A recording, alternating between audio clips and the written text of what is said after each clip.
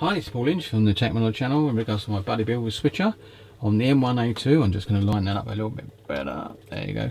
And what I've done so far is added a few extra details, and I've got the guns in place, all painted up, including the ammunition box on the larger Browning in 30 cal. In regards to the machine gun belt, the round belt that goes into the box, the ammunition box, all been painted up. Even the clips that hold each round in place been painted. And once I painted them brass and a little bit silver at the front, I'd actually then washed it with a bit of dark wash that to sort of bring out the detail. Looks nice. The machine guns are crooked on there because they're not been permanently put in place. For some reason the lugs they go in are a bit of a loose fit. I don't know whether that was just this particular kit or whether I'd done something earlier on to do that, but anyway, that will be sorted out, will be fitted up. You can see the gunner's machine gun is actually facing across the turret. The reason for that is if you need to open the hatch, none of that machine gun can actually be blocking the hatch as it lifts, so that is a perfect position for it as it is. I could actually have the gun facing backwards, I suppose, and it's another way. I might think about that later, but then again no, I won't now, because I just realized the ammo box would be laying across the hatch. So anyway, so they will be put correctly and sitting lovely. Another detail I've done to this kit since you last saw it was added the tow bars on the front. These are from the Dragon kit, the SEP 2 I think it was, yeah, SEP version. I must have bought that Dragon kit a long time ago because I couldn't even remember I had it, but when I looked in the box I found the tow bar. I thought, oh good, I won't use the Tamiya ones on the TUS 2 because I can, if I decide to use it on that kit, that'd be perfect for that as well. But I most probably I won't bother. Once I've got one set fitted to one vehicle, that's normally good enough for me. Plus there's plenty of things on the TUS 2 Tamiya kit to actually detail wise to keep you occupied. So that was all good. The only thing I've got to add to that now, it's all been painted in place. I used to paint it, I paid dark, very dark grey all around the detail areas in the middle and that, to give it a bit of a sort of a tonal look. Also then I slightly sanded, sprayed the base colour of the vehicle over misting until I got the effect I wanted, sort of so the dark colour shows through a bit, gives it a bit of detail. The pins that hold in place, I used the ones from the Dragon kit. The only thing is they wouldn't fit through the actual lug that was there for the Tamiya pins, so what I did is I drilled them out slightly to allow the Dragon pins to fit. They fitted in snug as a bug, and then I just dropped a bit of liquid glue in it and it holds it in place. What I need to do though is to add a strap to that, because I've noticed on some of quite a few of the vehicles they've got straps to hold the bars together when it's moving across country, and I will put mine there because that's where the bar goes up from this end on a pivot to there, so I should put my strap there. I'll be using Tamiya masking paint. I should cut the strip to the width I need and the length I need, and then I shall spray it the colour I think, or even paint it by hand onto a bit of plastic so it's sticking down, so the sticky sides are down. And once I'm happy with that and it's dried, peel it off and put it in place, and it should look quite nice like that. So that's it. Next thing is the aerial bases. I've got both aerial bases in place. They're not painted yet, but they will be. They've been both drilled out to accept the aerials. I've got two of these already pre-painted. You can see I'm using the old crocodile crypts, the old plastic block at the bottom. Really handy, these little things. There you go. So I've got them painted. They're both sitting like that now and ready to be put on the vehicle. They won't be permanent in place because I thought myself, if I ever want to box it up for some reason, take it somewhere, at least I can take the aerials out and place them back in afterwards. So that's the idea behind that.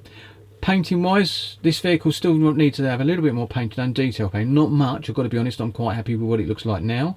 It's got to have the exhaust stain at the back in this middle section, because I noticed on most Abrams it's quite heavily in that area, and you can see there's a bit of colour going on there, with a sand that's stuck in there as well. So I'm quite happy with that, but I want to smoke stain the back of that. The spare wheel, there it is.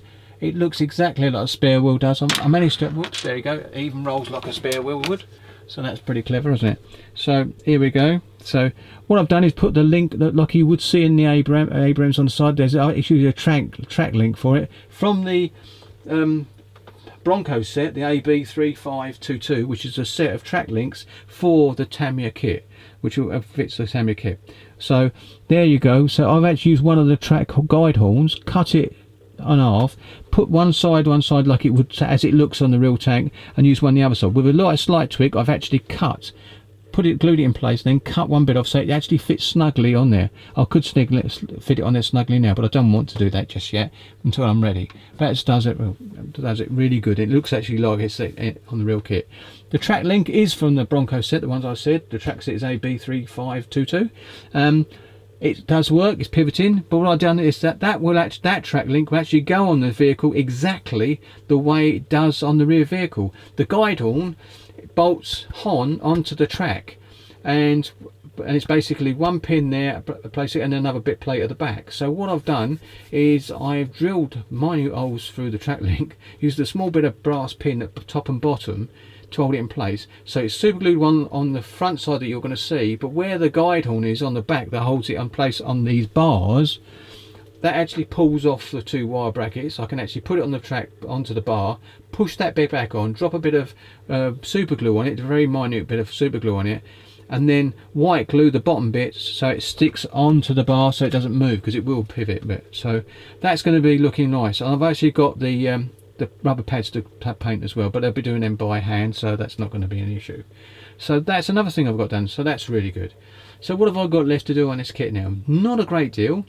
Them bits I've just mentioned I've got to do, the bits spraying at the back, and also the putting the trank and spare wheel on.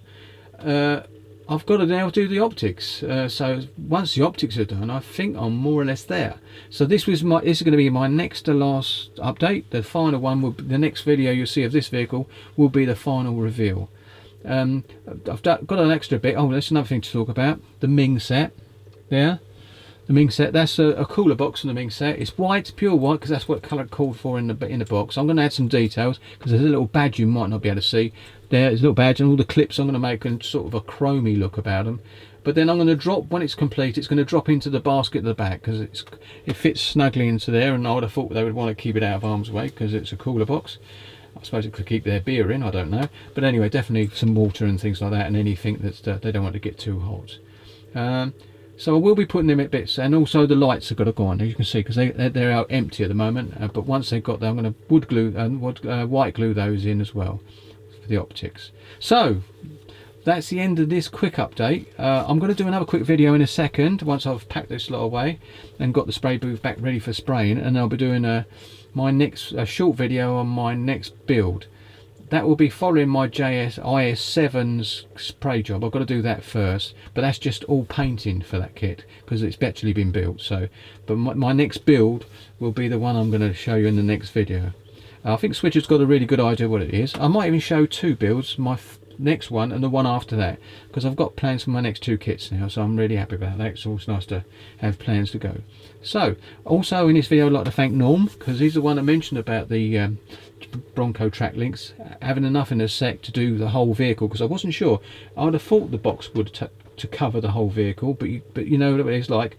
Sometimes you think the box don't look very big, is there going to be enough? But the Bronco set ABS3522 will fit the Tamiya kit, fitted out with both sets of tracks and some spare links for hanging around the basket on the back of the turret. So I've just pinched one set, one group of tracks for that, as I've just explained. So that is a good set, and thank you very much, Norm, for that. That was really good information, really taken on board. So that is the end of this short video update, and thank you for watching. See you next time, which won't be too long.